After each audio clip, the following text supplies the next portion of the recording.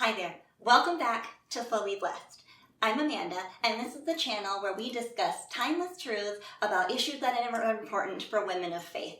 So today, we're going to talk about something pretty serious. We're going to talk about grief. Some of you might know we've had some loss in my family lately, and so this has been on my mind a lot. God has been teaching me a lot about grief and the grieving process, and so I just wanted to share some things with you today that I hope will be an encouragement, a help, an exhortation for you, and not only in your own life, but as you have people around you who might be grieving. Some of this might already be familiar with you. I know a lot of us have grief in our life of many different varieties, but I just wanted to share my thoughts today about some of the things that God has been teaching me recently. So the first thing that I really have been thinking about is the fact that grief takes time. So you have to allow yourself the time, the permission to go through the steps. And relatedly, the second thing is that we can't rush the grieving process. There's no way to know how long it's going to take. There's no way to know when or if you'll be truly finished grieving. So you must give yourself time and be patient with yourself and those around you. The third thing that I learned is you must take it day by day. Each day will get a little bit better. Each day things will gradually improve.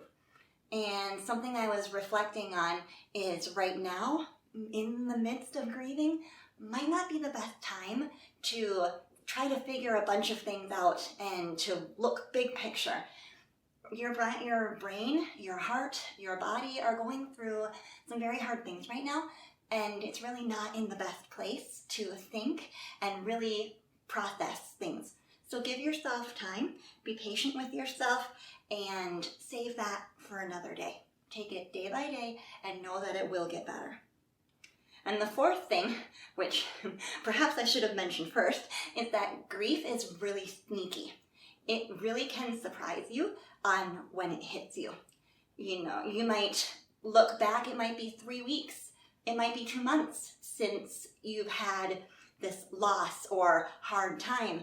But all of a sudden, the most random trigger will have you crying again. So that's okay. Just be prepared for it, be ready for it, and when it happens, get a hug, take some time to pray, and allow yourself to move on. But know that that may happen and that that's perfectly normal. So also, something to keep in mind is that those who are grieving with you, maybe your family, maybe your spouse, maybe your classmates, whomever else, they will be grieving in a very different way and probably at a different timetable than you. So just be patient with that too. Don't be upset that your spouse is not as sad as you are, or that someone else seems to have moved on faster than you appear to. God helps each person differently in different ways through the grieving process, so just know that everybody is different. Isn't that true for all of life, right? And that includes the grieving process too. Something else I was thinking about with grief is that grief and loss, I have heard, are attributed to being like an amputation. We may not truly be 100% the way we were before again. Normal might not be what we go back to. Rather, our new normal, our new way of life will become easier and easier for you. So you might be right now just waiting for that day that this grief and this loss will be done and you'll go back to the way you were and then you'll be finished grieving. That day might not actually come, and that's okay. That also is very normal, so just know that. Just know that you might not go back to that, but that's all right. A new normal will appear and it will be easier to deal with. So the seventh thing I have is probably the first encouragement to you, and that would be to find someone to talk to. That might be a trusted friend at church. Maybe that's a parent. Maybe that's a teacher or a pastor or maybe a biblical counselor. Whomever it might need to be, depending on the situation, find someone to talk to. It's so essential for our healing process and for the closure process, that you are able to talk about what's happening in your heart, talk about your feelings, talk about old memories. All these things are very helpful to be healing and to go through grieving.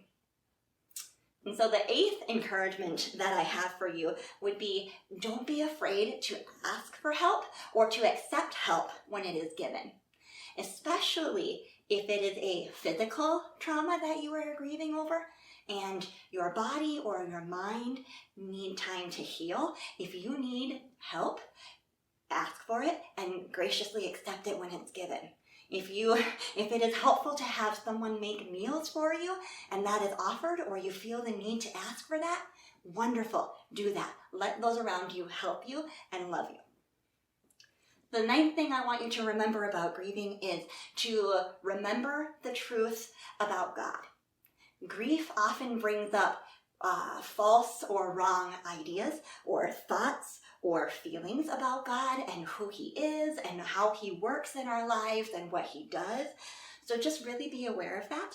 Pay attention to what is happening in your spirit, in your mind right now, and really filter that through your Bible. Because right now is when you really need, even more than ever before, to surround yourself with people who remind you of the truth.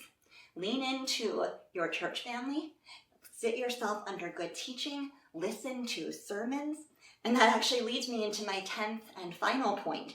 Spend a lot of time right now in prayer, in reading your Bible. Maybe the Psalms is a great place to start. I also find journaling and music and even just being outside in nature, going for a walk. There's something about those things, those gifts that God has given to us, that is especially helpful when our heart is heavy and we are hurting.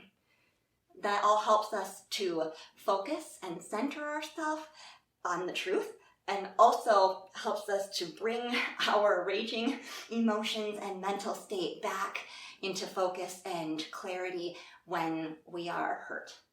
So those are just some thoughts I wanted to leave you with today. If you have any other encouragements, some things that you have learned during your time of grieving, please leave that in the comments below. Let's see if we can help and encourage each other. And until next time, remember that you are fully blessed because of the work that Jesus has done for you, and let that give you hope today.